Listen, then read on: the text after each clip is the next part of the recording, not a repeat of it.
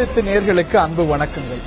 நாடாளுமன்றம் மற்றும் சட்டமன்றங்கள்ல பெண்களுக்கு 33% இடஒதுக்கீடு கொடுக்கக்கூடிய மசோதா கன்னித்தீவு கதை போல நீளக்கூடிய பாராளுமன்ற விவகாரமாக தொடர்ந்து கொண்டிருக்கிறது. இந்த நிலையில உள்ளாட்சி அமைப்புகள்ல பெண்களுக்கு 50% இடஒதுக்கீடு அளிக்கக்கூடிய மசோதா தமிழ்நாடு சட்டமன்ற கூட்டத்தொடருடைய இறுதி கூட்டத்தொடர்ல இறுதி நாளன்று நிறைவேறி இருக்கிறது. ஏற்கனவே இது 15 மாநிலங்கள்ல இருக்கிறது என்பது குறிப்பிடத்தக்கது. தமிழ்நாடும் இதை நிறைவேற்றி இருக்கிறது.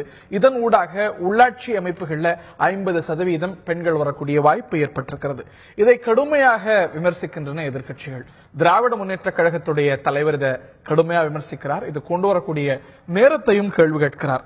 இது கண்டுடைப்பு, பூவை கேட்டால் காகித பூ தருகிறார்கள், பெண்ணையை கேட்டால் சுண்ணாம்பு தருகிறார்கள் என்று மிக கடுமையாக விமர்சிக்கிறார். இது குறித்த கேள்விகளும், இது பயனளிக்குமாங்கிற கேள்விகளும், இது கொண்டு வரக்கூடிய நேரமும் கேள்விக்குரியது.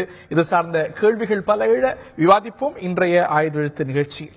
பெண்களுக்கு இட ஒதுக்கீடு வளர்ச்சிக்கா வாக்கு வங்கிக்கா விவாதிப்போம். இன்றைய நிகழ்ச்சியில் நம்முடைய பங்கேற்கிறார் திராவிட முன்னேற்ற கழகத்தை சேர்ந்தவரும் கவிஞருமான சல்மா அவர்கள். நிகழ்ச்சிக்கு அவரை அன்போடு வரவேற்கின்றோம்.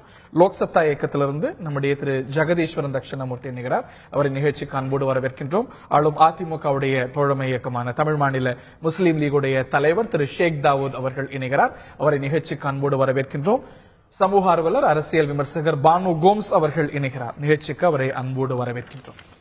இந்த மசோதாவுடைய தேவை குறித்து ஒரு கருத்தொற்றுமை நிச்சயமா அரசியல் அரங்கத்தில் இருக்கு. இதற்கான தேவை இருக்கிறது. உள்ளாட்சி அமைப்புகள்ல இன்னமும் கூட பெண்கள் எஃபெக்டிவா அவங்களுக்கான வாய்ப்போட அவங்க இயங்கணும் அப்படிங்கறதுல யாருக்கும் மாற்று கருத்து இல்லை. ஆனா இது வந்திருக்கக்கூடிய நேரம் 5 ஆண்டுகள் இந்த சட்டமன்றத்துக்கு இருந்தது. கடைசி கூட்டத்தொடர்ல கடைசி நாளன்று வரும்பொழுது, அதுவும் தேர்தல் நெருக்கத்துல வரும்பொழுது இந்த நேரம் திராவிட முன்னேற்ற கழக தலைவர் கேள்வி எழுப்பியிருப்பது போல சர்ச்சைக்குரியது இல்லையா, கேள்விக்குரியது இல்லையா திரு ஷேக் தாவூத்? அதாவது மாண்புமிகு தமிழக முதல்வர் புரட்சித் தலைவி அம்மா அவர்களை பொறுத்தவரை நான் நினைக்கிறேன் 94வது ஆண்டிலே 3ல் 1 பங்கு பெண்கள் வரணுங்கிற ஒரு திட்டத்தை கொண்டு வந்தாங்க உள்ளாட்சி தேர்தலில். அதுபடி 3ல் 1 பங்கு பெண்கள் வந்திருக்கிறாங்க. அதையும் தாண்டி மத்திய சட்டமும் இருக்கு. ஆமா, அதையும் தாண்டி பெண்களை முன்னிலைப்படுத்துறதுல மாண்புமிகு தமிழக முதல்வர் புரட்சித் தலைவி அம்மா அவர்களை யாரும் மிஞ்ச முடியாதுங்கிறது தான் என்னுடைய நிலைப்பாடு. என்ன அப்படின்னு கேட்டீங்கன்னா, மகளிர் காவல் கொண்டு வந்தது, மகளிர்களுக்காக அந்த கமாண்டோ படை கொண்டு வந்தது, அதே மாதிரி மகளிர்களுக்கு அந்த பால் கொடுக்கக்கூடிய தாய்களுக்காக தனி இடம், பயணம் பண்ணும் போது தனி இடம் அவங்களுக்கு அமர்ந்து பால் கொடுக்கிறதுக்கு, அது மாதிரி 6 மாத காலம் நிறைய பட்டியலிடப்பட்டிருக்கு. ஆமா, அதான் சொல்றேன். அப்ப அந்த மாதிரி திமுக தலைவரோட உரையில திராவிட முன்னேற்ற கழக ஆட்சியில மகளிருக்கு இன்னெல்லாம் திட்டங்கள் சொல்றாங்க. அதெல்லாம் தாண்டி ரொம்ப ஸ்பெசிபிக் இல்ல. இதையும் தாண்டி ஒரு விஷயத்தை, இந்த மசோதா இதையும் தாண்டி ஒரு விஷயத்தை இதை முதல் கேட்டுங்க. அதிமுகவுடைய ஆட்சி மன்ற குழுவுல 75 பேர், அதுல 72 பேர் பெண்கள். அதே மாதிரி மேயராக தமிழ்நாட்டில் 4 பேரோ 3 பேரோ பெண்கள் இருக்காங்க அதிமுகவில். அதே மாதிரி இன்னைக்கு எம்பியா அதிகமா இருக்கிறது, எம்எல்ஏக்கள் அதிகமா இருக்கிறது, அமைச்சர்கள் அதிகமா இருக்காங்களா, அதிகமான வாய்ப்பு கொடுக்கப்பட்டிருக்காது. விரிவா நான் வரேன். என்னுடைய கேள்வி ரொம்ப ஸ்பெசிபிக் ஆனது. இந்த 50% பெண்களுக்கான இடஒதுக்கீடு உள்ளாட்சி அமைப்புகள்ல இவ்வளவு நாட்கள் இந்த சட்டமன்றம் இயங்கிய போது இதை கொண்டு வர உங்களை தடுத்தது எது, யார் அப்படிங்கிற கேள்வி எழுந்திருக்கு. கடைசி நாள்ல ஒரு விரிவான விவாதத்துக்கு உட்பட்டு இதுல இருக்கக்கூடிய சாதக பாதகங்கள், மேலும் இதை எப்படி சரி ஊட்டுறது, இவையெல்லாம் பற்றி இன்னும் விரிவா விவாதிக்காம கடைசி கட்டத்துல இது வரும்பொழுது இந்த நேரம் கேள்விக்குள்ளாகுமா? இல்ல, ஒன்னும் அவசியம் இல்லை. ஏன்னு கேட்டா மாண்புமிகு தமிழக முதல்வரை பொறுத்தவரை சட்ட நுணுக்கங்கள் தெளிவாக தெரிந்தவர், எதை செய்தாலும் சரியாக செய்யக்கூடியவர். அதற்கும் மேலாக முழுமையாக அன்று சட்டசபையில விவாதிக்கப்பட்டு அதிக உறுப்பினர்களுடைய முன்னிலையில அனைவரும் ஏற்றுக்கொண்டு அது சட்டமாக கொடுக்கப்பட்டிருக்கு. அது சட்ட முன்வடிவமாக வரும். அது கண்டிப்பாக நடைமுறைப்படுத்தப்படும் எந்த மாற்று கருத்தும் இல்ல. அதை சந்தேகப்படுறதோ இல்ல அது ஆகாதுன்னு சொல்றதையோ ஏற்றுக்கொள்ள முடியாது. ஆகாதுங்கிறத விட இது தேர்தல் நெருக்கத்தில் செய்யும் பொழுது இது கேள்விக்கு உள்ளாக. நீங்க அதாவது எந்த நலத்திட்டங்களை கொண்டு வந்தாலும் தேர்தல் தேர்தல் தேர்தல் என்று சொன்னால் அம்மா அவர்கள் செய்கின்ற அனைத்து நலங்களுமே மக்களுக்காக செய்கின்றது. தேர்தலை முன்னிறுத்தி செய்வதாக நீங்கள் சொன்னால் அதில் நாங்கள் சொல்வதற்கிருந்தாலோ அதற்கு இடையில செய்திருந்தாலோ முதலாண்டுகளிலிருந்து செய்து கொண்டேதான் வந்து கொண்டிருக்கின்றோம். என்ன செய்யாமல் இருக்கிறார்கள்? மாண்புமிகு தமிழக முதல்வரை பொறுத்தவரை நான் சொன்ன இந்த திட்டங்களை எல்லாம் ஆட்சியிலே வந்து அமர்ந்தவுடன் தொடர்ச்சியாக பல திட்டங்களை அறிவித்துக் கொண்டும் செய்து கொண்டும் அறிவித்துக் கொண்டும் செய்து கொண்டும் வருகிறார்கள். அதனுடைய தொடர்ச்சி தான் இந்த திட்டமும். சல்மா அவர்கள்ட்ட கேட்க வரும்போது பீகார்ல ஏறத்தாழ 10 வருஷத்துக்கு முன்னாடியே வந்தது. அதுக்கு பிறகு திராவிட முன்னேற்ற கழக ஆட்சி வருது. ஏறத்தாழ 5 வருஷத்துல வராத ஒரு விஷயம். அதற்கு பிறகு இந்த ஆட்சியில 5 வருஷம் இறுதியில தான் வருது, இடையில வராத ஒரு விஷயம். இன்றாவது வருதே அப்படின்னு நம்ம மகிழ்ச்சி அடைவதா? பெண்களுக்கு உள்ளாட்சி அமைப்புகள்ல இந்த இடஒதுக்கீடு அப்படிங்கிறது, இது காகிதப்பூ, இது வந்து சுண்ணாம்பு அப்படின்னு கரிச்சு கொட்டுவது அப்படிங்கிறது இது சரியா இருக்குமா? அதுதான் திராவிட முன்னேற்ற கழகம் இன்னைக்கு செய்யும். பொதுவா முதல்ல ஒரு சமூக நல திட்டங்கள், அதாவது பெண்களுக்கான திட்டங்கள் அப்படின்னு சொல்லி வர்றப்போ அது எதன் அடிப்படையில அது கொண்டு வரப்படுது? அதுதான் இங்க முதல் கேள்வி. இன்னைக்கு தமிழ்நாட்டில் இருக்கக்கூடிய எத்தனையோ திட்டங்கள், பெண்களுக்கான திட்டங்கள் அப்படின்னு சொன்னா அது எல்லாமே திராவிட முன்னேற்ற கழகத்தினுடைய ஆட்சியில கலைஞர் அவர்களால் கொண்டு வரப்பட்டது. அதை யாராலையும் மறுக்க முடியாது. காவல்துறையில முதல் முறையாக பெண்களை அமர்த்தியது, சட்டம் கொண்டு வந்தது கலைஞர் அவர்கள் தான். இவங்க கமாண்டோவை கொண்டு வந்தாங்கன்னு சொல்லலாம், ஆனா முதல்ல காவல்துறையில பெண்களை பணியமர்த்தினது கலைஞர் அவர்கள் தான். அரசு வேலைகள்ல 30% இடஒதுக்கீடு பெண்களுக்கு தந்து அரசு பொறுப்புல ஆசிரியர்களாக மாற்றுறது தலைவருடைய ஆட்சியில தான். நான்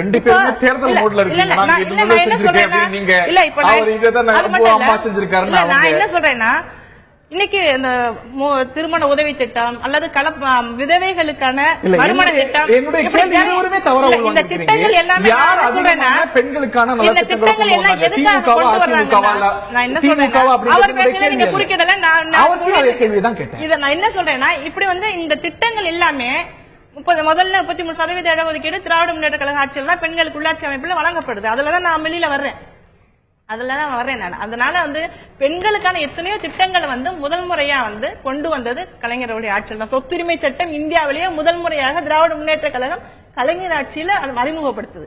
யாராலும் மறுக்க முடியும். இப்ப இந்த திட்டங்கள்லாம் எதுக்காக கொண்டு வர்றது அப்படின்னா, ஒரு விளிம்பு நிலையில இருக்கக்கூடிய பெண்கள், சமூக அந்தஸ்து இல்லாம பெண்கள் இன்றைக்கு இந்த சமூகத்துல வைக்கப்படுறாங்க.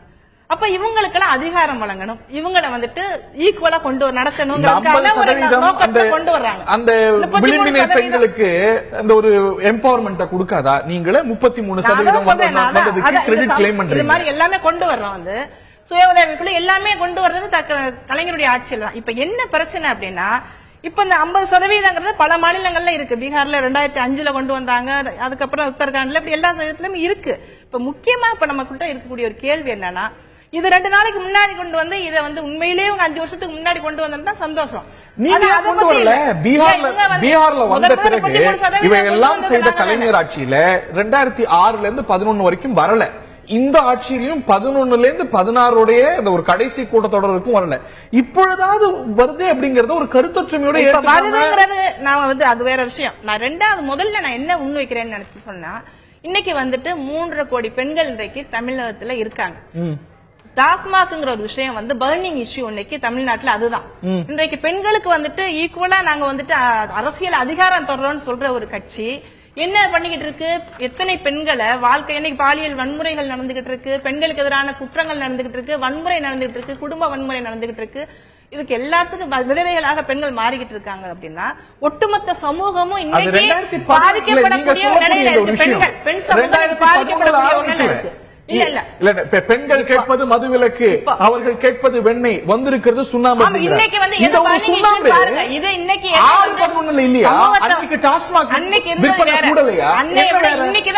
இலக்கு வச்சு 30,000 கோடிக்கு தீபாவளிக்கு இலக்கு வச்சு விக்கிறாங்க டாஸ்மாக். அந்த மாதிரியான ஒரு 8,000 கோடி அந்த டாஸ்மாக் விற்பனை 30,000 கோடிக்கு இலக்கு வச்சு விக்கிறாங்க. 15,000-20,000 கோடி தொட்டது யாருடைய ஆட்சியில? அதாவது நான் என்ன சொல்றேன்னா, இன்னைக்கு இந்த விஷயம் இன்னைக்கு மோசமான ஒண்ணா நடந்துகிட்டு இருக்கு, பெண்களை பாதிக்கக்கூடிய ஒரு நிலையில இருக்கு. இப்ப உண்மையிலேயே பெண்கள் மேல அக்கறை உங்களுக்கு இருக்குன்னா, நீங்க அவங்களுக்கு உண்மையிலேயே என்ன செய்யணும் அப்படின்னா, முதல்ல டாஸ்மாக் மூடுறதுக்கான ஒரு ஆர்டரை நீங்க பிறப்பிச்சுட்டு அதுக்கப்புறம் வந்துட்டு 50% கொடுங்க, 33% கொடுங்க, அதை பத்தி பிரச்சனை இல்ல. ஆனா 16,000 பெண்கள் எக்ஸ்ட்ரா வந்துட்டு இனிமே பயனடைய போறாங்க அந்த 50%. ஆனா 2 கோடி பெண்கள் பாதிக்கப்பட்டு இருக்காங்க. அதை பத்தி தான் இப்ப நாங்க முதல்ல அதை செஞ்சுட்டு நீங்க இதையும் செய்யுங்க. ஒரு உயர் தார்மீக நிலையை இந்த விவகாரத்துல திராவிட முன்னேற்ற கழகம் எடுத்துட முடியுமா? மதுவிலக்கும் நீங்க செய்யல, இந்த ஒதுக்கீடையும் இந்த விவகாரத்துல நீங்க செய்யல. செய்யாத போது இதுவும் தவறு, மதுவிலக்கும் கொண்டு வரல அப்படின்னு ஒரு மற்ற கட்சிகள் சொல்லலாம். திராவிட முன்னேற்ற கழகம் உயர் தார்மீக நிலையை கொண்டு வந்தது திராவிட முன்னேற்ற கழகம் சொல்லுங்க. அதுக்கப்புறம் வந்து அதை மூடுனது நாங்க தான். இன்னைக்கு யோசிச்சு பார்த்தோம்னா இன்னைக்கு அதிக அளவுக்கு அழிவு நோக்கி இன்னைக்கு தமிழகம் நிகழ்ந்துகிட்டு இருக்கு. பல்வேறு விதமா பெண்கள் பாதிக்கப்படுறாங்க. இன்னைக்குதான் அதிகரிச்சுட்டு இருக்கு அழிவு. அப்ப இன்னைக்கு அதிகப்படியான விஷயங்கள் பிரச்சனைகள் நடந்துகிட்டு இருக்கப்போ ஏன் இதை நம்ம முதல்ல முன்வைக்கிறோம், முதல்ல அதை நிறுத்தணும். இப்பதான் அது முன்னாடி இருந்தது வேற, இப்ப காலகட்டத்தில் அதிகமாகிட்டு இருக்குங்கிறப்ப அதை பத்தி கவலைப்பட வேண்டியிருக்கு. பெண்கள் பாதிக்கப்படுறாங்க, எதுக்காக வன்முறை அதிகமா நடக்குது, எதுக்கு குற்றங்கள் நடக்குதுன்னு யோசிக்கிறப்ப எல்லாத்துக்கும் காரணம் மதுங்கிறத ஒரு எல்லாரும் முடிவுக்கு வர்றோம். அப்ப பெண்கள் வேண்டது அதுதான். முதல்ல அதை முடிவு கொண்டு வந்துட்டு அடுத்து எங்களுக்கு அதிகாரம் கொடுக்கறத பத்தி நீங்க மற்ற 20 போறதுக்கு முன்னாடி நீங்க எதிர்கொள்ள வேண்டிய ஒரு விஷயம், இன்னைக்கு மதுவிலக்கு அப்படிங்கிறது பெண்கள் அமைப்பு உட்பட இன்னைக்கு ஆர்கனைஸ்டா போராடிட்டு இருக்கக்கூடிய விஷயம், தொடர்ந்து கேட்டு இருக்கிற விஷயம். இது ஒரு 50% இடஒதுக்கீடு நல்ல விஷயம், தாமதமா வந்திருக்கு, வந்தாலும் நல்ல ஒரு விஷயம் தான். ஆனா கோரப்பட்ட விஷயம் இன்னும் வரல. கடைசி சட்டமன்ற கூட்டத்தொடர்ல கடைசி நாள் அன்று வராதா அப்படின்னு ஏக்கத்தோட காத்துட்டு இருந்தவங்க நிறைய பேர். அது வராமல் இது வருவது அப்படிங்கும்போது அவங்க சொல்லக்கூடிய இந்த விமர்சனம் மேலவங்க தானே செய்யும். அதாவது பெண்களுக்கான வன்முறை தடுப்பு சட்டம் 13 அம்சங்களோட கொண்டு வந்தது. நான் ஒண்ணு கேட்டா நீங்க இன்னொன்னு சொல்றீங்க. அதே மாதிரி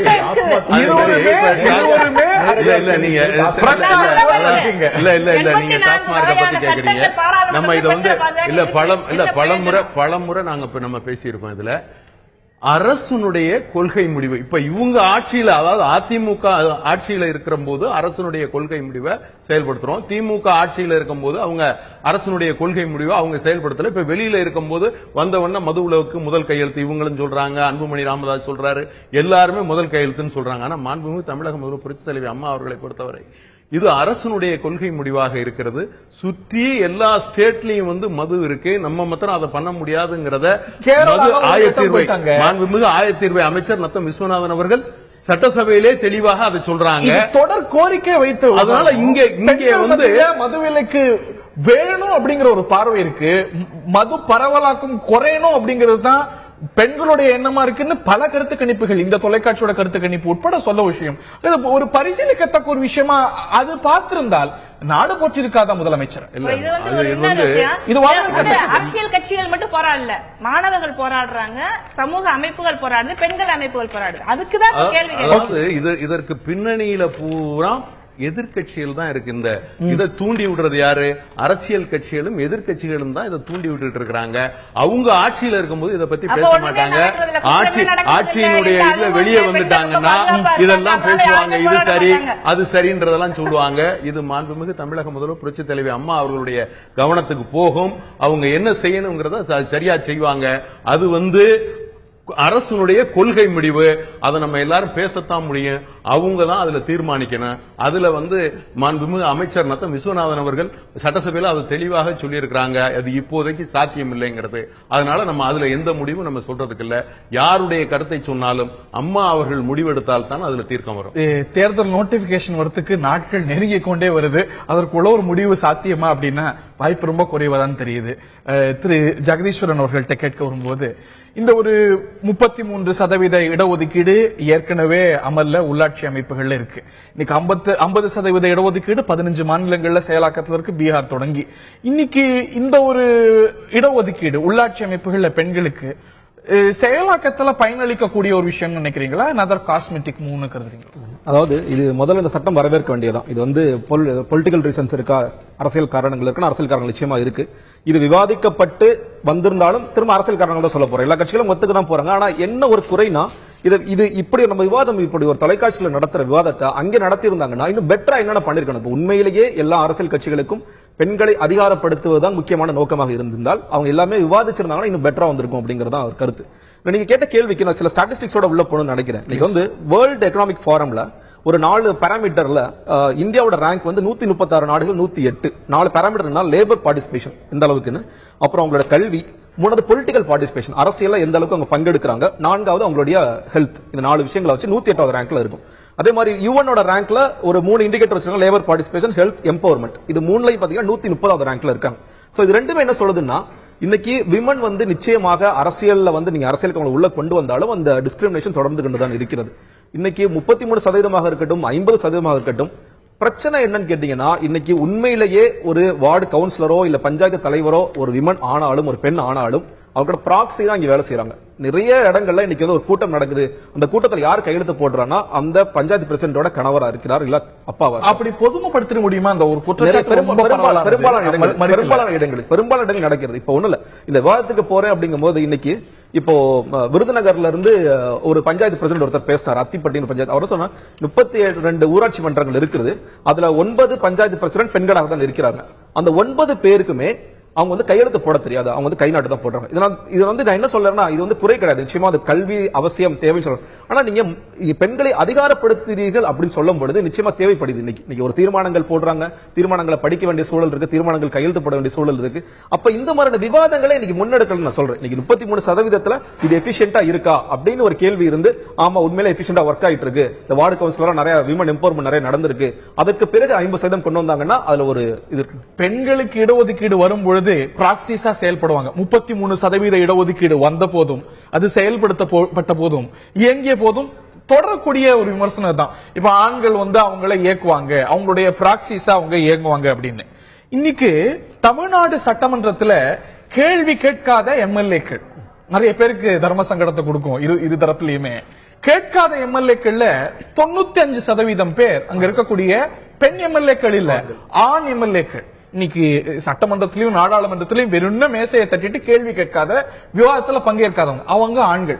அவங்க சம்பந்தப்பட்ட ஒரு செயல்பாடு வரும்போது அது சிஸ்டத்துல இருக்கக்கூடிய கோளாறா பார்க்கப்படுது. ஆனா பெண்கள்ல சிலர் இந்த ஒரு பிராக்சிஸா இயங்குறாங்க அப்படின்னு வரும்பொழுது இது பாலினம் சம்பந்தப்பட்ட ஒரு விஷயமா பார்க்கப்படும். இல்லங்க, அதாவது இன்னைக்கு இந்த ரிசர்வேஷன் வேணும்னா நிச்சயமா வேணும், அதுல வந்து மாற்று கருத்து இல்ல. 33% 50% வேணும்னா நிச்சயமா வேணும்.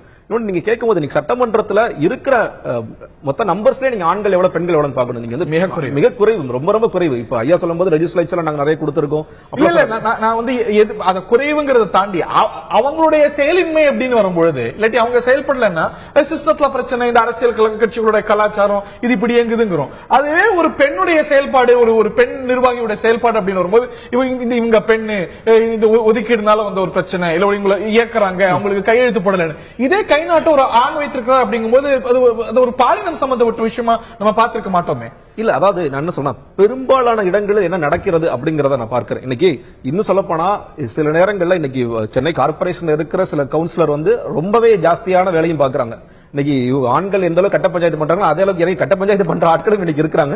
ஒரு பக்கம் இந்த அளவுக்கு மோசமாக அவர் செயல்படக்கூடிய தன்மையும் இன்னைக்கு பெண்கள் இருக்கிறாங்க. பிரச்சனை என்ன, இன்னைக்கு சட்டமன்றத்தில் ஏன் கேள்வி எழுப்புறாங்க, இது பொதுவாகவே இன்னைக்கு அரசியல்ல வந்து எந்த அளவுக்கு இருக்காங்க அப்படிங்கறது விவாதத்து வந்திருக்க வேண்டிய ஒரு விஷயம். இது வந்து ஒரு மேஜிக் வாண்ட் அல்ல, இது வந்து பெண்களுடைய ஒரு எம்பவர்மெண்ட்டுக்கு this is not a magic wand. இந்த ஒதுக்கீடு அப்படிங்கிறது உங்களுடைய பார்வை. பானு கோம்ஸ் அவர்களுடைய முதற்கட்ட கருத்தை கேட்க இருக்கின்றேன். பிராக்சிஸா செயல்படுவாங்க, இது வந்து நோக்கத்தை முழுமையா செயல்படுத்த ஒரு வாதமும், ஒரு எம்பவர்மெண்ட்டுக்கு பெண்களுடைய முன்னேற்றத்துக்கு முதல் படி மற்றும் ஒரு படி அப்படிங்கிற இருவேறு பார்வையும் இருக்கு. வேர் டு யூ ஸ்டாண்ட்? பிராக்சியா செயல்படுவாங்கங்கிற அந்த மாதிரியான வாதத்தை நான் வன்மையாக கண்டிக்கிறேன். ஏன் அப்படின்னா, இன்னைக்கு மெயின் ஸ்ட்ரீம் பாலிடிக்ஸ்ல தலைவர்களே எடுத்துக்கிடுவோம், 2ஆம் கட்ட இவங்களே வேண்டாம், தலைவர்களே எப்படி செயல்படுகிறார்கள், அவரவர் குடும்ப உறுப்பினர்களை வைத்துக் கொண்டுதான் ஒரு கட்சியே நடக்குது. கட்சி ஆரம்பிக்கும் போதே குடும்பமாக சேர்ந்து ஆரம்பிக்கிறதெல்லாம் இருக்கு. அதெல்லாம் பிராக்சியாக அந்த தலைவர்கள் செயல்படுகிறார்கள் நாம சொல்ல முடியுமா? அப்போ இது வந்து அந்த மாதிரியான வாதம் அல்ல. பெண்களுக்கான எம்பவர்மெண்ட்ங்கிறது அரசியல் அதிகாரத்திலிருந்து தான் ஆரம்பிக்கணும். இன்னைக்கு டாஸ்மாக பத்தி சொல்றாங்க, ஒரு வார்டுல இல்ல ஒரு பஞ்சாயத்துல அங்க அதிகமான பெண்கள் இருந்தா எங்க வார்டுல இல்ல எங்க பஞ்சாயத்துல மதுக்கடைகள் தேவையில்லைங்கிற ஒரு தீர்மானத்தை போட்டு அரசியல் அதிகாரத்தின் மூலமாக அதை கவன ஈர்ப்புக்கு கொண்டு வரலாம். ஒரு அரசியல் அதிகாரம் மிகப்பெரிய விஷயங்களை சாதிக்கக்கூடியது. அந்த புரிதல் இல்லாம ஆரம்பத்துல பெண்கள், இன்னைக்கு நம்மளுடைய சொசைட்டி செட்டப் எப்படி இருக்கு, ஆணை சார்ந்த ஒரு பெண்ணாகத்தான் பெண்கள் இருக்கிறார்கள். ரூரல் பாப்புலேஷன் தான் ஜாஸ்தி. அந்த வகையில் ரூரல் கிராமப்புறங்களில் இருக்கிற பெண்களுக்கு அரசியல் தலையீட்டினால ஒரு நான் கை நாட்டு போடுகிற ஒரு பெண் கூட அந்த பதவிக்கு வந்துட்டோம், அது ஒன்றும் பிரச்சனை இல்லை. ஆனா ஒரு எம்பத்தி இருக்கும், இந்த கிராமத்தின் பிரச்சனைகள் என்ன, அது என்ன மாதிரி எல்லாம் தீர்க்கப்படணும். அவருக்கு செயலாக்கம் பற்றின இது இருக்காது, ஆனா அந்த ஐடியா இருக்கும். அதை கணவர் மூலமாக இது பண்ணலாம், இல்ல கணவரே அதை செய்துட்டோம். படிப்படியாக இதெல்லாம் மாறும். அந்த பெண்ணுக்கு அடுத்த ஒரு 5 வருடங்களை அது எப்படி செயல்படுத்தணுங்கிற ஒரு அறிவு தன்னால வரும். இது கேப்பபிலிட்டி டெவலப்மெண்ட், அந்த ஆப்பர்ச்சுனிட்டி கொடுக்கும் போதுதான் வருமே தவிர வரும்போதே பிராக்சியாக செயல்படுவார்கள் என்ன மாதிரியான ஆர்குமெண்ட் எனக்கு இதை தலைவர்களை நோக்கி வைப்பாங்களா? அந்த கேள்வி எழுதா இல்லையா? நான் திரு ஷேக் தாவூத் அவர்கள்ட்ட கேட்க விரும்புறேன். இன்னைக்கு உள்ளாட்சி அமைப்புகள்ல நாங்க செஞ்சோம் நீங்க செஞ்சோம் இருவருமே கிளைம்ஸ் வைக்கிறீங்க. இருவருமே எழக்கூடிய கேள்வி 2 தேர்தல் அறிக்கையிலையும் திராவிட முன்னேற்ற கழகத்துடைய தேர்தல் அறிக்கை, அனைத்து இந்திய அண்ணா திராவிட முன்னேற்ற கழகத்துடைய தேர்தல் அறிக்கை கண்டிப்பா சம்பிரதாயமாவது குறைஞ்சபட்சம் இருக்கக்கூடிய ஒரு விஷயம் 33% இடஒதுக்கீட கொண்டு வரணும் நாடாளுமன்ற சட்டமன்றத்தில். அதற்கான எந்த முயற்சியை முழுமையா அதற்கு நிகரா நீங்க செஞ்சிருக்கீங்கிற கேள்வி எதிர்க்கு. சில புள்ளி உரங்களை உங்களுக்கும் நேர்களுக்கும் நினைவுபடுத்த விரும்புறேன், உங்களுக்கு நிச்சயம் நினைவு இருக்கும், நேர்களுக்கும் வலியுறுத்த விரும்புறேன். கடந்த தேர்தல்கள் 91 தொடங்கி 2011-14 வரைக்கும் எவ்வளவு பெண்களுக்கு இடம் கொடுத்திருக்கீங்க, போட்டியிடுவதற்கு வாய்ப்பு கொடுத்திருக்கீங்க? சில விவரங்களை பார்ப்போம் நேர்களே. அனைத்து இந்திய அண்ணா திராவிட முன்னேற்ற கழகத்தை பொறுத்த வரைக்கும் 1991 27 பெண்களுக்கு, அதாவது போட்டியிட்ட 168 இடங்கள்ல 27 பெண்களுக்கு வழங்கியிருக்கிறது. அதாவது 16.1%. 96 தேர்தல்ல 6% இடங்களை போட்டியிட்ட இடங்கள்ல பெண்களுக்கு வழங்கி இருக்கிறது. 2001 14.9% பெண்களுக்கு போட்டியிட்ட இடங்கள்ல வழங்கி இருக்கிறது. 2006 12.2% இடங்கள், 2011 7.3% இடங்கள். பார்க்கும் பொழுது ஆவரேஜா பார்க்கும் பொழுது அதிகபட்சமா 16% 91 கொடுத்திருக்கீங்க, அதுக்கு பிறகு குறைஞ்சுகிட்டே வந்திருக்கு. இன்னைக்கு ஏறத்தாழ 3 கோடி பெண் வாக்காளர்கள் இருக்காங்க. ஆனா அவங்கள பிரதிநிதித்துவம் செய்வதற்கு பெண் வாக்காளர்கள் இருக்கிறாங்க, உங்களை பிரதிநிதித்துவம் செய்வதற்கு வெறும் 6% பெண் எம்எல்ஏக்கள். சோ இது பெண்களுக்கு நீங்க இடஒதுக்கீடு வேணும் மசோதா கேட்கறீங்க. 33% 50% சீட்டுகளை கொடுப்பதற்கு உங்களை தடுப்பது எது? அதாவது நீங்க சரியான கேள்வி அது கேட்டதுல, பெண்களுக்கு இடஒதுக்கீடு கொடுக்கறதும் பெண்களை முன்னிலைப்படுத்துறதும் பெண்களை மேல கொண்டு வரணுங்கிற அந்த ஆர்வத்தின் காரணமாகத்தான் இதெல்லாம் செய்கிறோம். அப்ப பெண்கள் அதற்கு முன்னால வரணும். அதை தடுக்கிறது யாராக இருக்கும் அப்படின்னா ஆண் சக்திகளாகத்தான் இருக்கும். இப்ப பெண்கள் அரசியலுக்கு வர்றத அவங்க குடும்பத்துல விரும்ப மாட்டாங்க, அவங்க கணவர் விரும்ப மாட்டாரு, அந்த மாதிரி கோளாறுகள் இருக்கும். அப்ப அதனால பெண்கள் அதை வர்றதில்லை. ஆனால் பெண்கள் அவங்களுக்கு நம்ம கொடுக்காம இருக்காம, அதாவது சீட்டு கேட்டு அவங்களுக்கு நம்ம கொடுக்காம இருக்கிறோமாங்கிறது இல்ல. ஒரு தேர்தல்ல 16% பெண்கள் தான் நாங்க போட்டியிடணும்னு நினைச்சாங்க, அதனால 16% கொடுத்தோம். 2011 தேர்தலில் 7% பெண்கள் தான் கேட்டாங்க கட்சியில் அப்படின்னு சொல்ல முடியுமா? அதற்கு மேல தகுதி வாய்ந்த பெண்கள் நிச்சயமா கட்சிகள் இருப்பாங்க. அவங்களுக்கு வாய்ப்பு வழங்கப்படுதா அப்படிங்கறதான் கேள்வி. நீங்க ஒரு சட்டமா வரணும் 33% இருக்கணும் அப்படின்னு நீங்க கேட்கிறீங்க. ஆனா கட்சி மன்றத்தில் அந்த அளவுக்கு நீங்க பெண்களுக்கு சீட்டு கொடுப்பதை உங்களுக்கு யார் தடுக்க? இல்ல, முழுமையாக அதற்குள்ள செயல்பாடுகள் நடந்துட்டு இருக்கு. அதனாலதான் நான் உங்களுக்கு ஆரம்பத்தில் ஒரு கருத்தை பதிவு பண்ணேன். அனைத்து இந்திய அண்ணா திராவிட முன்னேற்ற கழகத்தில் மாண்புமிகு தமிழக முதல்வர் ஆட்சி மன்ற குழுவில் 75 பேர்ல 72 பேரை பெண்களை வச்சிருக்காங்க. அப்ப பெண்களை முன்னிலைப்படுத்தணும், பெண்களை மேல கொண்டு வர்றாங்க இருக்காங்க. இளைஞர் பாசறை, இளம் பெண்கள் பாசறை, இப்படிங்கிறது நிறைய மாவட்ட செயலாளர் இப்பதான் வர்றதுக்குள்ள அந்த நிலை வந்திருக்கு. இல்ல அதை செய்யலை, இதை செய்யலைன்னு சொன்னா பெண்கள் வர்றதுக்கு வாய்ப்பே இருக்காது. நம்ம நீங்க எடுக்கிற அளவுக்கு தேர்ந்தெடுக்கிற அளவுக்கு பெண்கள் வராங்க. நீங்க இதுல நீங்க விரும்புறது நாங்க விரும்புறது ரெண்டும் ஒண்ணு. அம்மாவுடைய நாட்டம் அதுதான். ஆனால் பெண்களை முழுமையாக நம்ம ஆட்சி அதிகாரத்துக்கு கொண்டு வர்றதுக்கோ, அவங்க முழுமையாக நம்ம 50% கொடுக்கறோம்னா இந்த 50% எடுத்துக்கிறதுக்கோ ஆண்கள் விடுறது இல்ல, குடும்பத்தில் உள்ளவங்க விடுறது இல்ல. நாங்க கொடுக்க ரெடியா இருக்கோம் வர்றதுக்கு மேல்நிலைக்கு அவங்க வர்றதுக்கு விருப்பமுடு நிறைய பெண்கள் கொடுக்கறாங்க. எது உங்களை தடுக்க? அதாவது நாங்க தமிழக முதல்வர் அம்மா அவர்கள் சொல்றாங்க, செய்யறாங்க. அவங்க பெண், அதனால அதை செய்ய அவங்க ரெடியா இருக்காங்க. செயல்பாட்டில் இருக்காங்க. கட்சி பொறுப்புகள்ல 70% அளவுக்கு பெண்களுக்கு கொடுத்திருக்கோங்கிறீங்களா? அதை ஆண்கள் தடுக்கலையா? அது எப்ப நீ அதை புரியுங்க.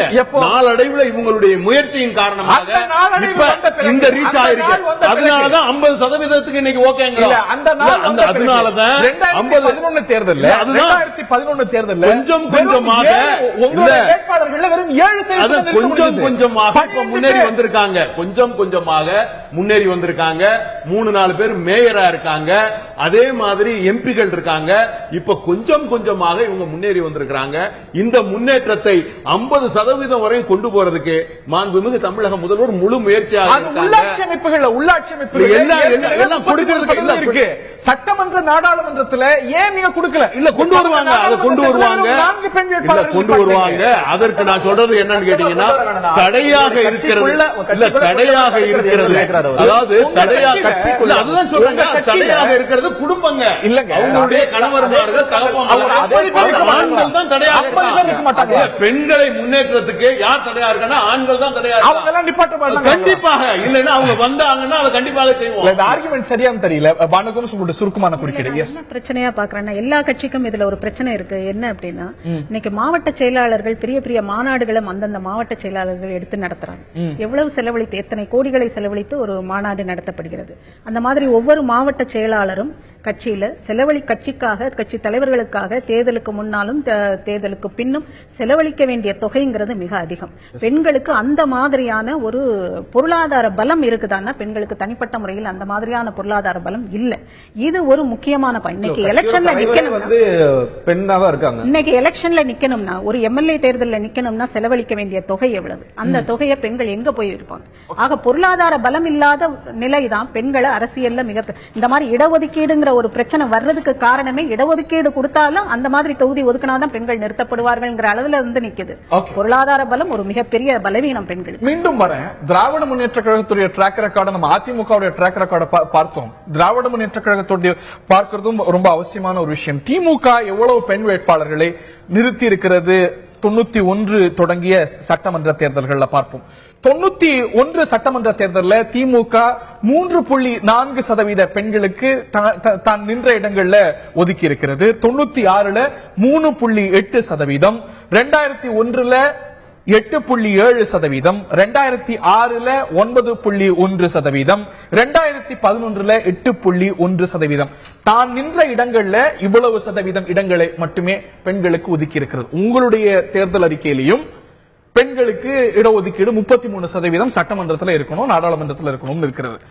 திராவிட முன்னேற்ற அதிமுகவாவது அவங்களுடைய ஆவரேஜ் 33% பக்கத்துல இல்ல, 11.68%. திமுகவுடைய ஆவரேஜ் பெண்களுக்கு ஒதுக்கி இருக்கக்கூடிய சீட்டோட ஆவரேஜ் எடுத்துக்கிட்டா வெறும் 6.6%. நீங்க நின்று இருக்கீங்க தேர்தல்ல. இது வந்து பரவலா உங்க கட்சி பெண்களுக்கு போயிருக்கா? பொதுவா தலைமை விரும்பினாலும் கூட இந்த விஷயங்கள் வந்து செயல்படுத்த முடியாம இருக்கிறதுக்கு காரணம் வந்து நம்முடைய கட்டமைப்புல இருக்கக்கூடிய ஆணாதிக்க தன்மை தான். எல்லா இடத்துலயுமே படிப்படியா ஆணாதிக்க தன்மையும் அவருடைய கட்டுப்பாடுகளும் கட்சிக்குள்ள அதிகமா இருக்கு பல இடங்கள்லயும். தலைமையில விரும்பினாலும் அதை செயல்படுத்த முடியாத நிலை அங்கேதான் உருவாகுது. பொருளாதார ரீதியாக பெண்கள் வந்து பலவீனமா இருக்காங்க. ஏன்னா சொத்தே பெண்களுக்கு ஒரு உலகம் முழுக்க பார்த்தோம்னா 1% சொத்து தான் பெண்கள் பேர்ல இருக்கு. அப்போ வந்து இன்னைக்கு வந்து எலெக்ஷன்றதே பணம் சம்பந்தப்பட்ட ஒரு விஷயமா மாறியாச்சு. அத பணம் செலவழிக்கணுங்கிறது ஒரு முக்கியமா, எத்தனையோ பெண்கள் வந்து கொடுக்குறாங்க, ஆனா அவங்க கிட்ட வந்து செலவு பண்ணி தான் ஜெயிக்கணுங்கிற ஒரு நிலையை இன்னைக்கு வந்துட்டு எதிர்பார்க்க முடியாத ஒரு நிலை இருக்கு. இன்னொரு விஷயம் வந்துட்டு இந்த கட்சியில கொடுக்குறாங்க 33% அப்படிங்கிறது வந்துட்டு அது ரொம்ப ஒரு அது சாதாரண, அதை நான் ஏத்துக்கவே மாட்டேன். ஏன்னா அது என்ன பிரச்சனைனா, அப்படி கொடுக்கறது வந்துட்டு ஈஸியா வந்து அவங்கள சுலபமா தோக்கடிக்கிறதுக்கான விஷயங்கள் வந்துட்டு நடக்கும். ஒரு இடத்துல ஒரு பெண் வேட்பாளரை ஒரு திமுக நிறுத்துன்னு வச்சுக்கோங்களேன், அங்கே ஒரு ஆண் வேட்பாளர் வந்து அங்கே பணபலம் நிறுத்திய ஒரு ஆள் வந்துட்டு எதிர்கட்சி சார்பா நிற்பார். வந்துட்டு சுலபமா வந்து இவங்க தோல்வி அடைகிறதுக்கான வாய்ப்பு. பாலபாரதி நின்று இருக்காங்க, அவங்க ஒரு பெண் ஆளுமையா ஜெயிக்கலையா? ஒரு சில பேர் வந்துட்டு தொடர்ந்து களப்பணியாற்றி மிகப்பெரிய அளவிற்கு அவங்க வந்துட்டு தன்னுடைய வேற வந்து கொண்டு போயிருக்காங்க. எல்லா இடத்துலயும் அவங்களுடைய செயல்பாடு அவங்களெல்லாம் நீங்களும் 2006 தேர்தலில் நின்னீங்க, ஒரு கணிசமான தாக்கத்தை உங்களால செயல்படுத்த முடியும். ஒரு சில பெண்கள் அந்த மாதிரி பண்ண முடியுது. இப்போ அந்த 33% இடஒதுக்கீடு பெண்கள் கிடைச்சு அவங்க நிக்கிறாங்க அப்படின்னா, அந்த எதிர்கட்சி நிறுத்தக்கூடிய ஆட்கள் ஆண்களாக இருக்கும் பட்சத்துல அவங்கள்ட்ட இருக்கக்கூடிய பணபலமும் அந்த ஆதிக்கமும் சேர்ந்து அந்த பெண்களை ஈஸியா வந்துட்டு தோற்கடிக்கிறதுக்கு வழிவகை செய்யுது. இப்ப நம்ம அதனாலதான் இந்த எதற்காக சட்டமன்றத்துல 33%, பாராளுமன்றத்துல 33% சட்டமாக்கப்படணும்னு கேட்கிறோம்னா, இது வந்துட்டு ஒரு மாயைன்னு நான் நினைக்கிறேன். வந்துட்டு கட்சி சார்பா கொடுக்கறதுனால பெண்கள் உள்ள போயிட முடியாது. அது அவங்க சுலபமா தோற்கடிச்சு போறது வந்துருது. வந்துட்டு ஒரு லெவல் பிளேயிங் ஃபீல்ட் இருக்காது, ஒரு சமதளம் இருக்காது, முடியாது. அதனால சட்டமாக்கப்படணும். இதுக்குதான் இன்னைக்கு எல்லாரும் வந்துட்டு உறுதியா நிக்கணுமே ஒழிய கொடுத்துட்டு தோல்வி அடைய செய்யறதுங்கிறது அது தேவையில்லாத ஒரு விஷயம். பெண்களை வந்துட்டு இன்னும் கூட அதை அவமானப்படுத்துற ஒரு விஷயமா நான் பாக்குறேன். ஒரு சில மாற்று கருத்துக்கள் உங்களுக்கு. அதாவது இப்போ நம்ம அரசியல் இங்க இருக்கிற பொறுத்த வரைக்கும் மோஸ்ட்லி தலைவர் சார்ந்த அரசியலாகத்தான் இருக்கிறது. இங்க கருணாநிதி அவர்களா இல்ல ஜெயலலிதா அவர்களா, அதே மாதிரிதான் இன்னைக்கு தலைவர் சார்ந்த இந்த தலைவர் யாரை நிப்பாட்டாலும் மக்கள் அங்கீகரிக்க தயாரா இருக்காங்க. அவங்க இவங்க ஜெயிக்க வைக்கிற இந்த கட்சிக்கு நான் ஓட்டு போறேன்னா அந்த கட்சிக்கு ஓட்டு போட்டுருவாங்க. பிரச்சனைனா இவங்க அந்த சீட்டை கொடுக்கறதுல, அதாவது இன்னைக்கு இந்த கட்சி தான் ஜெயிக்க போது, இது நல்லா ஒர்க் பண்ணிருக்கு, இல்ல மக்களுடைய அபிமானம் இருக்கு அப்படிங்கிற பட்சத்துல அந்த தனிநபரும் செலவழிக்க தயாராக இருக்கிறார்கள், கட்சியும் செலவழிக்க தயாராக இருக்கிறார்கள். இன்னைக்கு சொல்ற மாதிரி பணபலம் நிச்சயமாக, ஆனா இது ஆனா பெண்ணா அப்படிங்கிற ஒரு பிரச்சனை இல்ல நான் நினைக்கிறேன். நிச்சயமா கிடையாது. பொருளாதார ரீதியாக இன்னைக்கு இப்போ அப்படி பாத்தீங்கன்னா இன்னைக்கு 50%, இப்ப 33% இருக்கிற பெண்களுக்கும் இப்ப ஆண்கள் இப்ப நம்ம ப்ராக்சின்னு சொல்லும் போது அவங்க செலவழிச்சுட்டு தான் இருக்காங்க. அதனால இது பொருளாதார பலம் இல்லாததுனால எங்க கட்சி கொடுக்க மாட்டேங்குது. கட்சிகளுக்கு வில் கிடையாது. இன்னைக்கு தலைமைகள் சார்ந்த அரசியல் இருந்தாலும் கூட அநேகமான இடங்கள்ல சில இடங்கள் நீங்களா இந்த ஒரு சமூக பின்னணி, இந்த ஒரு காஸ்ட் ஃபேக்டர் அப்படிங்கிறது கன்சிடர் பண்ணுது. அது ஒரு பாசிட்டிவ் ஃபேக்டரா பல கான்ஸ்டிட்யூன்சில அது ஒரு ஃபேக்டரா எடுத்துக்கிறாங்க. அந்த மாதிரி பெண் அப்படிங்கும்போது அது ஒரு நெகட்டிவ் ஃபேக்டரா கன்சிடர் பண்ணப்படுதோ, அந்தந்த மட்டங்கள்ல அப்படி மாறிடுதோ அப்படிங்கறது தான் அவங்களுடைய கருத்துடைய இன்டர்பிரேஷன் நான் புரிஞ்சுக்கிறேன். இல்லங்க, அதாவது இப்போ நீங்க உங்களோட விருப்ப மனு கொடுக்கும் போது இப்ப 100ல ஒரு 30% கொடுக்குறாங்கன்னு வச்சுக்கலாம். 30% பெண்களுக்கு நீங்க இடம் கொடுத்து அவர்கள் எல்லாம் தேர்தலில் நின்னுட்டு இந்த ஸ்டாட்டிஸ்டிக்ஸ் ராங்கா இருக்கு, இந்த இடத்துல எல்லாம் திமுக 30 பெண்களை நிப்பாட்டாங்க, இந்த அதிமுக ஆண்களை நிப்பாட்டாங்க, ஆண்கள் ஃபுல்லா ஜெயிச்சிட்டாங்க அப்படின்னு சொல்லியிருந்தா இதை நான் ஒத்துக்கலாம். கிட்ட நீங்க சீட்டு கொடுக்கறதே கம்மி பிரச்சனை. 234 தொகுதிகள்ல எல்லா கட்சிகளும் எத்தனை பெண்களுக்கு நீங்க சீட்டு கொடுக்க ரெடியா இருக்கீங்க, அதே பிரச்சனையா இருக்கு இல்லையா? அப்படி அதுல கொடுக்க நாங்க தயார். நாங்க 33% எந்த தொகுதியா வேணாலும் இருந்துட்டு போகுது, 33% கொடுக்க எல்லா கட்சிகளும் தயாராக இருந்தால் இந்த பிரச்சனை வர வேண்டிய அவசியமே கிடையாது. அவசியமே இல்ல. நீங்க நிச்சயமா இன்னைக்கு ஒரு பெண் மேயரை அநேகமான மாநகராட்சிகளை கொண்டு வர முடியுது அப்படின்னா, ஏன் இந்த தேர்தல்ல அனைத்து இந்திய அண்ணா திராவிட முன்னேற்ற கழகம் ஒரு இனிஷியேட்டிவ் எடுத்துக்கிட்டு நீங்க 234 தொகுதிகளை நிச்சயமா அந்த அளவுக்கு ஆளுமை உள்ள பெண்கள் உங்க இயக்கத்துல இருக்கிறாங்க, இவங்க இயக்கத்துல இருக்கிறாங்க, எல்லா இயக்கத்திலும் இருக்காங்க, எல்லாம் வீட்டுல பூட்டிட்டு இருக்காங்க அப்படின்னு சொல்வது it will be stating wrong facts. அப்படி இருக்கும்போது ஏன் கட்சி மட்டத்துல கொண்டு வருதுங்கிறது தடுப்பது என்ன? அதை ஏன் வரக்கூடாது? தமிழக முதல்வருடைய திட்டம் இந்த 50% என்பது கண்டிப்பாக அது நடக்கும், கண்டிப்பாக அந்த நிலை வரும், அதுல மாற்று கருத்து இல்ல. இந்த தேர்தலிலே இந்த தேர்தல்களிலே நீங்க அதை பார்க்க முடியும். அதற்கான காரியங்களை செய்வதற்காகத்தான் மாண்புமிகு தமிழக முதல்வர் இந்த திட்டத்தையே கொண்டு வந்திருப்பாங்க.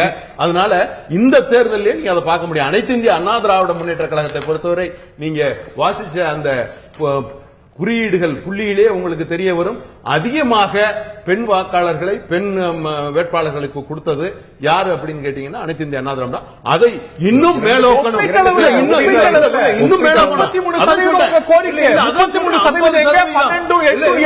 அதுதான் சொல்றேன். 50% வரணும். வர்றதுக்குள்ள வேலை இதுகளை மாண்புமிகு தமிழக முதல்ல செஞ்சிட்டு இருக்காங்க. 50%க்கு வர்றதுக்குள்ள வாய்ப்பை கண்டிப்பாக செய்வாங்க. பெண்களை சமநிலைக்கு கொண்டு வர்றதுல அம்மாவுக்கு நிகர் அம்மா தான், வேற யாரும் இல்ல. இல்ல வரக்கூடிய தேர்தலில் தெரியுங்கிறீங்களா? கண்டிப்பாக தெரியும். அதுல வாய்ப்பு இருக்கு. கண்டிப்பாக வாய்ப்பு இருக்கு. அதான் சொல்றேன். இல்லன்னா அவங்க இப்படி ஒரு திட்டத்தை கொண்டு வர மாட்டாங்க. உள்ளாட்சி அமைப்புகள்ல கண்டிப்பாக அடுத்த அக்டோபர்ல 8 மாசம் சட்டமன்றத்தில் நீங்க வேட்பாளர் பட்டியல கணிசமா பெண்கள் இருப்பாங்க.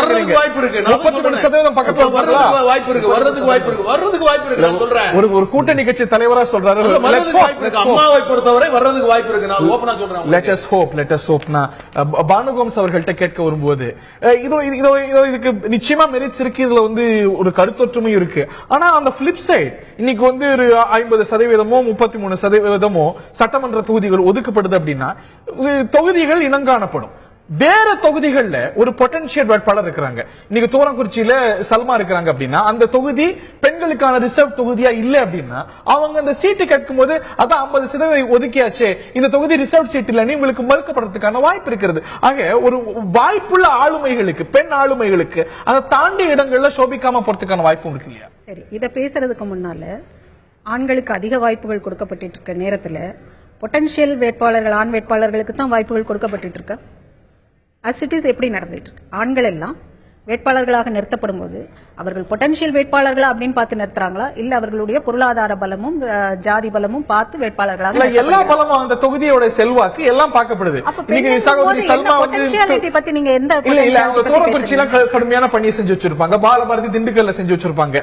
அந்த தொகுதி ஒருவேளை பெண்களுக்கான தொகுதியா ஒதுக்கப்படாம வேற சில தொகுதிகள் 33% ஒதுக்கப்படுது அப்படின்னா அங்க அதான் கொடுத்தாச்சு, நீங்க மறுக்க அந்த 33% தாண்டி பொது தொகுதிகளை ஒதுக்கப்படாம போறதுக்கான சூழலும் இருக்கு. அப்ப எல்லா தொகுதியையும் அந்த மாதிரி மாத்திடுவோமா? முடியாது. இது நீங்க ஒரு 1-2 உதாரணங்களை வச்சு இது ஒரு மிகப்பெரிய நெகட்டிவான ஒரு இதுன்னு நீங்க சொல்லவே முடியாது. இது முழுக்க முழுக்க பெரும் வரவேற்புக்குரிய ஒரு இத சட்ட திருத்தமா தான் நான் பாக்கிறேன். 50% பஞ்சாயத்து அளவுகள்ல வர்றதுங்கிறது அரசியலை நோக்கி, மெயின் ஸ்ட்ரீம் பாலிடிக்ஸை நோக்கி பெண்களை நகர்த்துவதற்கான முதல் படி, சரியான படின்னு தான் நான் பாக்கிறேன். ஒவ்வொரு வார்டிலிருந்தும், ஒவ்வொரு பஞ்சாயத்திலிருந்தும், ஒவ்வொரு மாநகராட்சி நகராட்சியிலிருந்தும் பெண்களுடைய அரசியல் அதிகாரம் அதிகரிக்கப்படணும். அது அவர்களுடைய அரசியல் குறித்த புரிதலையும் கேப்பபிலிட்டி டெவலப்மெண்ட்டையும் அந்த இடத்து அந்த களப்பணி அவங்களுக்கு கொடுக்கும்.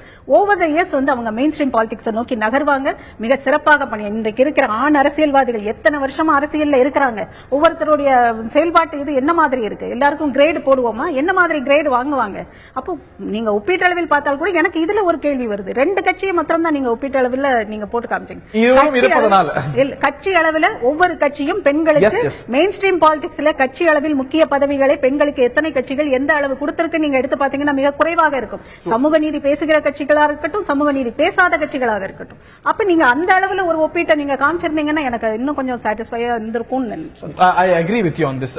Salma, then Mr. Javesh. இப்போ இந்த 50% உள்ளாட்சி அமைப்புகள்ல பெண்கள் பெறுறதுங்கிறது மெயின் ஸ்ட்ரீம் பாலிடிக்ஸ்ல பெண்கள் போறதுக்கான ஒரு வாய்ப்பு தான்.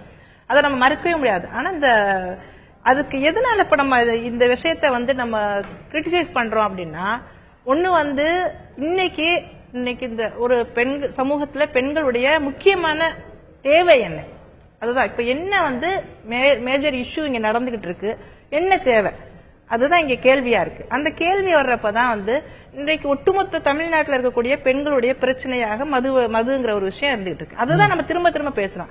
நம்ம 50% கொடுத்தது தப்புன்னு சொல்லல. எது முக்கிய தேவையோ அதை விட்டுட்டு இன்னொரு விஷயத்தை நோக்கி கொண்டு போறது, அதை டைவர்ட் பண்றது மாதிரி தான் இருக்கு. இதனால பாதிக்கப்படக்கூடிய பெண்கள் அரசியல் அமைப்புக்குள்ள பெண்கள் அதிகாரத்துக்குள்ள வர்றது ரொம்ப முக்கியமான விஷயம். ஆனால் இருக்கக்கூடிய அதிகாரத்தையும் பாதுகாப்பையும் இழந்து கொண்டிருக்கக்கூடிய நிலை இந்த இடத்துல இன்னொரு இடத்துல இருந்துட்டு இருக்கு. அப்ப அதை சேவ் பண்ணிட்டு நீங்க அதிகாரத்தை கொடுக்கறத பத்தி யோசிங்க. குடும்ப அமைப்புகளை எந்த அளவுக்கு சிவந்துகிட்டு இருக்கு, எந்த அளவுக்கு சமூகம் அழிஞ்சுகிட்டு இருக்கு, எந்த அளவுக்கு பெண்கள் பாதிக்கப்பட்டு இருக்காங்க, அதை முதல்ல சரி செய்யுங்கிறத நம்ம எல்லாருடைய அதை பத்தி நீங்க ஏன் கவலைப்படவே மாட்டேங்கிறீங்க? அதை ஏன் கவலைப்பட மாட்டேங்கிறீங்க? அதாவது சிரமம் இருக்கிறது, கஷ்டம் இருக்கிறது, மது இருக்கிறது, அத முதல்ல மதுவை சரி பண்ணுங்க, அதுக்கப்புறம் இத பேசுங்க அப்படின்னு சொன்னா, கால்ல வலி இருக்குங்கிறதுனால மத்த உடம்புல இருக்கிற மத்த எல்லாத்தையும் விட்டுருங்க, முதல்ல கால் வலியை சரி பண்ணுங்க அப்படிங்கிற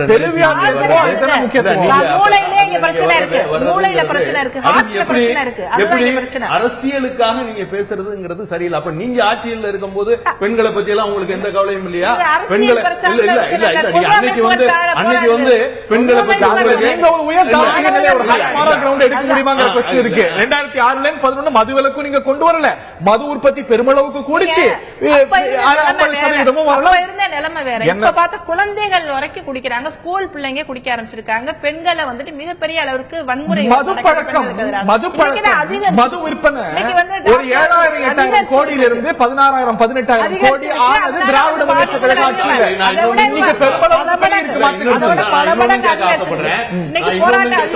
ஆசைப்படுறேன் இவங்க இந்த மாதிரி பேசக்கூடிய கட்சியில இருக்கிறவங்க மதுவே குடிக்கிறவங்க எங்க கட்சியில இருக்க கூடாதுன்னு சட்டம் போடுறது. அதையும் தாண்டி இவங்க கட்சியை சார்ந்தவர்கள் மது ஆலைகளை நடத்தாம இருக்க முடியுமா? அதையாவது செய்ய முடியுமா? நீங்க தேர்தலுக்காக இதை பேசாதீங்க. மது என்பது போதை இங்க ஸ்டேஜுக்கு வரைக்கும் வந்துருச்சு. வெளியில கடை இருக்குன்னா இங்க ஸ்டேஜ் வரைக்கும் இப்ப போதையில இருக்க மாதிரி எனக்கு தோணுது. மது என்பது ஆமா என்ன அர்த்தம்? நம்ம என்ன சப்ஜெக்ட் இங்க பேச வந்திருக்கோம்? நீங்க மதுவை நிறுத்துங்க. அப்ப நீங்க இருக்கும் போது ஏன் செய்யல? அப்ப நீங்க இருக்கும் போது மது கடை இல்லையா? அப்படியே செயல்படலையா? அதைத்தான் அமைச்சர் அவர்கள் மிக தெளிவாக சட்டமன்றத்தில் சொல்லிட்டாங்க. அதை திரும்ப திரும்ப நீங்க கேட்டுக்கிட்டு இருக்கிறது எந்த வகையில் நியாயம்? திரு ஜெகதீஸ்வரன் இறுதியான மது பிரச்சனையை பொறுத்த வரைக்கும் இரண்டு கட்சிகளுமே மதுவை வந்து ஒரு வருமானமா பார்த்தாங்க, அதாவது சோர்ஸ் ஆஃப் ரெவன்யூவா பார்த்தாங்க. டாட் அவ்வளவுதான். அது மீறி பேச வேண்டிய அவசியம் இல்லை. மறுபடியும் அதை சொல்ல இது நான் என்ன சொல்றேன்னா, அதாவது ஒரு பிரச்சனை பார்க்கிறேன் என்னன்னா, இன்னைக்கு இந்த உள்ளாட்சி அமைப்புகள் இப்ப 33% இருக்கும் பொழுது பெண்கள் வந்து இப்போ ஏன் அந்த ப்ராக்ஸி நாங்க சொல்றோம்னா, ஒண்ணு கடைசி நிமிஷத்துல ஒண்ணு வந்து ரொட்டேஷன் பாலிசி. இப்போ ஒரு தொகுதி இந்த உள்ளாட்சி வார்டு வந்து பெண்களா இருக்குன்னா அடுத்த தடவை அது பெண்களா இருக்குமா அப்படிங்கிற குழப்பம் இருக்கிறது. இன்னொரு லாஸ்ட் மினிட்ல தான் அறிவிக்கிற அரசியல் காரணங்கள் இருக்கிறது. உள்ளாட்சி தேர்தலை பொறுத்தவரை இல்ல தமிழ்நாட்டு இல்ல எல்லா சீட்லயுமா கிடையாது. அது ஒண்ணு. இன்னொன்னு இந்த ரொட்டேஷன் பாலிசி ஒண்ணு. இன்னொன்னு கடைசி நிமிஷத்துல தான் அது பெண்கள் தொகுதியா ஆண்கள் தொகுதியா அது வந்து ரிசர்வ்டு அப்படிங்கறது ஒரு சோ இப்ப கடைசி நிமிஷத்துல என்ன ஆயிடுதுன்னா, இப்ப ஒருத்தர் வந்து அந்த வார்டுல ஒர்க் பண்ணி ஒரு தகுதியான நபரே ஒர்க் பண்ணிட்டு இருக்காரு. லாஸ்ட் மினிட்ல வந்து பெண்கள் தொகுதியா மாறிடுச்சு. உடனே என்ன யோசிக்கிறாரு, இது என்னோட மனைவிக்கு நான் கேட்பேன். மனைவி அது வரைக்கும் அரசியலே வந்திருக்க மாட்டாங்க, மனைவிக்கு கொடுக்குறேன், இல்ல என்னுடைய டாக்டருக்கு கொடுக்கலாம் அப்படிங்கிற ஒரு யோசனை. அப்ப இதை வந்து சரி பண்ண உண்மையிலேயே எம்பவர்மெண்ட் இருக்குன்னா, இப்ப நீங்க 50% அறிவிச்சீங்க இல்லையா? இப்ப எலெக்ஷன் தமிழ்நாடு எலெக்ஷன் கமிஷன் பேசி எந்தெந்த சீட்ஸ் வந்து பெண்களுக்கு இப்ப பெண்கள் ஒர்க் பண்ண வைங்க. அரசியல் கட்சிகள் சார்பா நீங்க நிப்பாட்ட போறீங்க, பஞ்சாயத்தை விட்டுருங்க. இப்ப நீங்க மத்த அர்பன் பாடிஸ்ல பெண்களை நிப்பாட்ட போறீங்க. உண்மையிலே உங்களுக்கு விமன் எம்பவர்மெண்ட் எங்களுக்கு தேவைப்படுது அப்படின்னா இப்ப இருந்து இப்பயே அறிவிங்க. இப்ப அறிவிச்சு பெண்கள் நீங்க ஒர்க் பண்ணுங்க அப்படிங்கறது இப்ப பண்ணலாமே. அது பண்றதுக்கு தயாரா இல்ல. இன்னொன்னு இப்போ அவங்க சொன்ன மாதிரி இப்ப பானுகம் சொன்னதே ஒரு கருத்து என்ன மாறுபட, அவங்க வந்து இப்ப ப்ராசஸ் சொல்லும்போது அவங்க வந்து ஃபர்ஸ்ட் பாயிண்டா இந்த ரியாலிட்டியை ஒத்துக்கிட்டு அடுத்ததா அந்த கெபாசிட்டி பில்டிங்கா இருக்கட்டும், இல்ல அவங்களுக்கான ட்ரைனிங்கா இருக்கட்டும், அவங்களுக்கு என்ன எலிஜிபிலிட்டி வேணுங்கிறத முதல்ல ஒத்துக்கிட்டு அடுத்த ஸ்டெப் போலாம் நான் சொல்றேன். வேற ஒன்றும் மாற்றம் கருத்தும் கிடையாது. இப்ப அது இல்லாம இல்ல நம்ம வந்து இது நம்ம பண்ணிட்டாலே விமன் எம்பவர்மெண்ட் ஆயிருவாங்கன்னா விமன் உடனே எம்பவர்மெண்ட் ஆக மாட்டாங்க. இந்த பிரச்சனைகளை சரி பண்ணணும். இன்னொன்னு ஒரு விவாதம் தேவை. இப்ப எலிஜிபிலிட்டி தேவையா தேவை இல்லையா, அவர்களை வந்து எப்படி அரசியலுக்குள்ள கொண்டு வர்றது. இந்த சைடு பேசும்போது இன்னொரு சைடும் பேசுறேன். இப்ப நான் நிறைய பயணம் போகும்போது இப்ப கல்லூரி மாணவர்கள்ட்ட பார்க்கும்போது கல்லூரியில படிக்கிற பெண்கள் நிச்சயமாக நிறைய பேர் கல்லூரிக்கு வந்துட்டாங்க, நிறைய படிக்கிறாங்க, நிறைய பேர் பார்க்க முடியுது. ஆனால் அவர்கள் அரசியல் தன்மை இருக்கிறதா அப்படின்றா இல்ல, அரசியல ஒரு கேலி பொருளாக பார்க்கிறாங்க. இப்ப நம்மளே ஒரு மாத்திர ஒரு எக்ஸசைஸ் அதான் சொல்றேன் இல்லையா, அது வந்து நீ எங்க ஆரம்பிக்கணுங்கிற கேள்வி இருக்கு. நீங்க we should start somewhere. இங்க என்ன ஆரம்பிக்கணும் இல்ல அவ சொல்றேன். இப்போ நீங்க ஒண்ணுமே தெரியாதவங்கள உடனடியா ஒரு பிரதிநிதி ஆக்கும் பொழுது எனக்கு ஒண்ணுமே தெரியாது, என்னோட அப்பா பாத்துக்குவாரு, என்னோட கணவர் பாத்துக்குவாருங்கிற மாதிரி சட்டமன்றத்துக்கு நாடாளுமன்றத்துக்கு வரத்துக்கு முன்பாக 33% உள்ளாட்சி அமைப்புகள் தான் வருது. அதுக்கு பிறகுதான் அதுல இருந்து 33% 50% வருது. இன்னும் எம்எல்ஏ எம்பிக்கு கருத்தொற்றுமை வரல, அது நீண்டுகிட்டே போகுது. இதுதானே வேற எங்க ஆரம்பிக்க முடியும்? இல்ல அதை சொல்றேன். ஒண்ணு பொலிட்டிக்கல் பார்ட்டில இருந்து ஆரம்பிக்கலாம். இப்போ நீங்க இந்த விமன் பொலிட்டிக்கல் பார்ட்டி பார்த்தா எல்லா கட்சியும் சொல்றாங்க இங்க இதுல வந்து இவ்வளவு சதவீதம் ஒதுக்கி இருக்கும், நிறைய கட்சியோட கான்ஸ்டிடியூஷன்லயே இருக்கு. அது உண்மை இல்லையா? அதான் பிரச்சனை. ஒண்ணு இல்ல, இப்ப ராஜ்யசபால வந்து ஷியோர் சாட்டா நீங்க கொடுக்குற ஆள் தான் வின் பண்ண போறாரு. ராஜ்யசபால கடந்த 50 வருஷமா ஒரே ஒரு தடவை 2 டிஜிட்ஸ்ல வந்து பெண்கள் இருந்திருக்காங்க உள்ள. எல்லா வாட்டி சிங்கிள் டிஜிட் தான். இதையே பண்ணல எல்லா கட்சிகளும். தமிழ்நாட்டை பொறுத்த வரைக்கும் யூபிஏ கூட்டணியில ஜெயந்தி நடராஜன் போனாங்க, வசந்தி ஸ்டான்லி போனாங்க, இங்க விஜயலா சத்யானந்த்ல இருந்து சசிகலா புஷ்பால கணிசமா கொடுக்கப்பட்டது. கண்டிப்பா. ஆனா வந்து நீங்க நம்பர்ஸ் வந்து பாத்தீங்கன்னா அந்த ஹோல் வந்து கம்மியா தான் இருக்கு. இந்த விமன் ரிசர்வேஷன் பில்லே சொல்லப்பட்ட ஒரு விஷயம் 15 வருடம் கழித்து இந்த அமெண்ட்மெண்ட் தேவையில்லை, தானாகவே பொலிட்டிக்கல் பார்ட்டி கொடுத்துருவாங்க அப்படிங்கிற ஒரு பாயிண்ட் இருக்கு. ஓகே, ரொம்ப சுருக்கமா இப்போ ஏன் வந்து இந்த பெண்கள் இடஒதுக்கீட்டுல வர்றவங்களால செயல்பட முடியல அப்படிங்கிறப்போ வந்து 2 விஷயம் நம்ம பார்க்க வேண்டியிருக்கு. ஒண்ணு, அவங்களுக்கு வந்து இது வரைக்கும் சமையல் கட்டை தாண்டி வெளியில வந்திருக்க மாட்டாங்க. அப்ப முதல் முறையா அவங்களுக்கு வந்து அதிகாரம் வழங்கப்படுறப்ப அவங்களுக்கு ஒண்ணு செயல்பட தெரியாத ஒரு நிலை இன்னைக்கு இருக்கு. அதை கணவன் வந்து பயன்படுத்திக்கிறாங்க. வந்து அதாவது அவங்களும் வழங்க மாட்டாங்க, இவங்களுக்கு அதை ஏத்துக்கிறதுக்கான ஒரு பக்குவம் இருக்காது. இப்ப நம்ம வந்து இடஒதுக்கீடு கொடுத்ததோட விடாம அவங்களுக்கு ட்ரைனிங்ஸ் வந்து ஏற்பாடு பண்றப்போ அந்த அவங்களுக்கு அதை லேர்ன் பண்ணிக்கிறதுக்கான ரொம்ப சுருக்கமான லாஸ்ட் வேர்ட் பானுகும். அந்த மாதிரி டெவலப்மெண்ட்டுக்கான ட்ரைனிங் கொடுக்கணுங்கிற அந்த இது ஆல்ரெடி இருக்குது, பஞ்சாயத்து இதுகள்ல இருக்குது. ஆனா இதை வந்து அப்படி பார்க்க முடியுமான்னு எனக்கு தெரியல. அலை ஓய்ந்து நீராட முடியாது. பெண்கள் வருவார்கள், அவர்கள் மூலமாக அந்த எலிட் கேப்சர் நடக்கத்தான் செய்யும். கணவரோ மாமனாரோ இல்ல மகனோ பின்னால் இருந்து இயக்குவது நடக்கத்தான் செய்யும். ஆனா ஓவர் தி இயர்ஸ் அந்த பெண்கள் தன்னாலே அந்த அரசியல் அதிகாரத்தை புரிந்து கொண்டு செயல்படுவார்கள். இதுக்கு கல்வி கற்றவங்க தான் வரணும்னு ஒரு எலிஜிபிலிட்டி கிரைட்டீரியா நம்ம பிக்ஸ் பண்ணோம் அப்படின்னா, நாம ரூரல் சைட பத்தி பேசிட்டு இருக்கோம், அங்க எம்பதி தான் முக்கியம். ஒரு கிராமத்தில் இருக்கிற பெண்ணுக்கு கல்வி அறிவு தேவையில்லை, இந்த கிராமத்தினுடைய பிரச்சனை என்னங்கிற புரிதல் இருந்தா அந்த பெண் தான் சரியான கேண்டிடேட். எலிஜிபிலிட்டி அதுதான் சரியான எலிஜிபிலிட்டி. நம்மளுடைய கல்வி திட்டம் என்ன மாதிரியான கல்வியை போத்துகிறது, அது என்ன மாதிரியான அரசியல் இதை பூத்துதுங்கிறது எனக்கு ஒரு பெரிய கேள்விக்குறிதான். அப்ப ஒரு கிராமத்தை சேர்ந்த தெரியும் தான் சொல்றேன், வேற ஒன்றும் சொல்ல. பெரிய டிகிரி அப்படி பார்த்தா ஹரியானா மாதிரி பெருமளவுக்கு பேர் வெளியில போயிடுவாங்க. அதுல இருந்து மிகப்பெரிய போஸ்ட், நாட்டை ஆளக்கூடிய மிகப்பெரிய போஸ்டுக்கு கூட நாம டிகிரி வேணும். டிகிரி வைக்கல, டிகிரி சொல்லல. அவர்கள் குறைஞ்சபட்சம் கையெழுத்து போட தெரிஞ்சுக்கலாம். அதுலயுமே இருவேறு பார்வை இருக்கு. Different debate all together. இந்த தருணத்தில் நிகழ்ச்சி நிறைவே செய்தாக வேண்டும். இன்னைக்கு 50% இடஒதுக்கீடு உள்ளாட்சி அமைப்புகள்ல கொடுக்கப்பட்டிருக்கிறது. நாடாளுமன்ற சட்டமன்றத்தில் இது வேணும் அப்படிங்கிற விவகாரம் நீண்டு கொண்டே போகுது. அது இன்னும் ஒரு கருத்தொற்றுமை நாடாளுமன்ற மக்களவையில உருவாகிடல. அது வேண்டும் அப்படிங்கிற ஒரு கருத்து தான் அரசியல் கட்சிகள்கிட்ட, பெரும்பாலான அரசியல் கட்சிகள்கிட்ட இருந்தாலும் அது வந்த பாடில்லை. இதை பொறுத்த வரைக்கும் உள்ளாட்சி அமைப்புகளை பொறுத்த வரைக்கும் பெண்களுக்கு நிச்சயம் வேண்டும்ங்கிற ஒரு பார்வை இருந்தாலும் பிராக்சிகளாக அவங்க ஆண்கள் இயக்குறாங்கிற ஒரு குற்றச்சாட்டும் சேர்ந்து எழுகிறது. இது பெண்களுக்கான இடஒதுக்கீடு அப்படிங்கிறது விமன் எம்பவர்மெண்ட்ல ஒரு முக்கியமான அங்கம். ஆனால் அதற்கு அவசியமே இல்லாத ஒரு சூழ்நிலை, ரொம்ப இயல்பாகவே இந்த இடஒதுக்கீடே இல்லாத ஒரு சூழ்நிலையிலும் கூட பெண்கள் இயல்பா எந்த விதமான பிரிஜுடிஸும் அரசியல் இல்லாம சீட்டுகளை பெற்று அரசியல் பொறுப்புகளுக்கு, அரசு பொறுப்புகளுக்கு வரக்கூடிய நிலைமை உருவாகுவதுதான் நாம் உருவாக்க வேண்டிய ஒரு சமுதாயம். அதுதான் நம்முடைய லட்சியமாக இருக்க வேண்டும். நிகழ்ச்சியில் பங்கு பெற்ற விருந்தினர்கள் அனைவருக்கும் நன்றி. We had a very constructive debate. பார்த்த நேயர்களுக்கும் நன்றி.